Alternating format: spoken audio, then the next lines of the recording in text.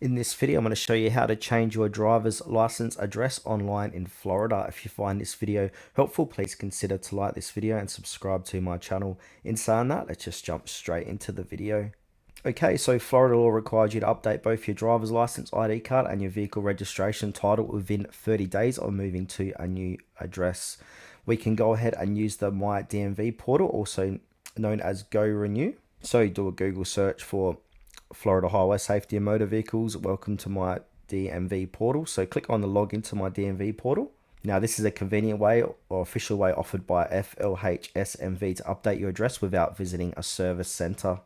Now there are some eligibility required information. So to complete the online address update, you typically need your current Florida's driver's license or ID card, date of birth, last four digits of your social security number, and also proof of address if required. So while online submissions may not always need documents uploads, you should always have two proofs of a new Florida residential address on hand just in case. So acceptable documents include utility bills, lease agreements, bank statements, mortgage statements, or a Florida voter registration card, typically dated within the last 30 to 60 days.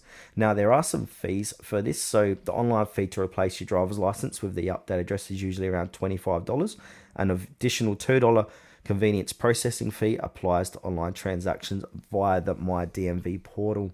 So what happens next? So after submission, you'll receive an on-screen confirmation. Now with that, and often an email confirmation if you provide an email address. The new physical driver's license or ID card with your update address is typically mailed to you within about 7 to 10 business days, though it can take up to 2 to 3 weeks in some cases.